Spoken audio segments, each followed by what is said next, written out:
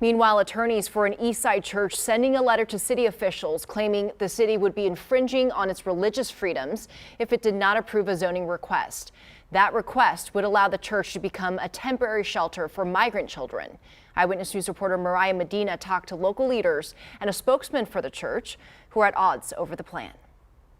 And it's time for people to turn the tables in the temple and say, stop making money off the church.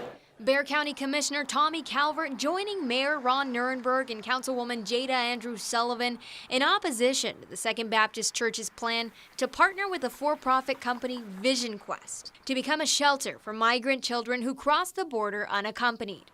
The commissioner and councilwoman pointing to allegations of abuse and neglect associated with Vision Quest and protesting what they call migrant detention. But Deacon Thomas Washington of the Second Baptist Church countering, saying the facility is far from that.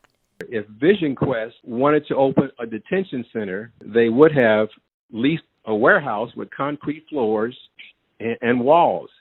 Instead, we have a bowling alley, we have a gym, we have a full kitchen.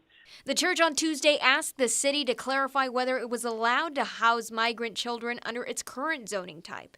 In a letter sent to city officials on the same day, attorneys for the church said that to not allow the church to operate a migrant shelter would be a violation of the church's religious freedoms. Deacon Washington telling KENS 5 the shelter would be a furtherance of its religious mission. The multi-page letter sent to the city yesterday drawing the ire of City Attorney Andy Segovia, who said in a statement to KENS 5, the city's zoning commission and city council will review the church's request, but zoning requirements aren't all that stand in the way of the project moving forward. The facility must also meet state licensing requirements before operations can begin. Mariah Medina, KENS 5 Eyewitness News.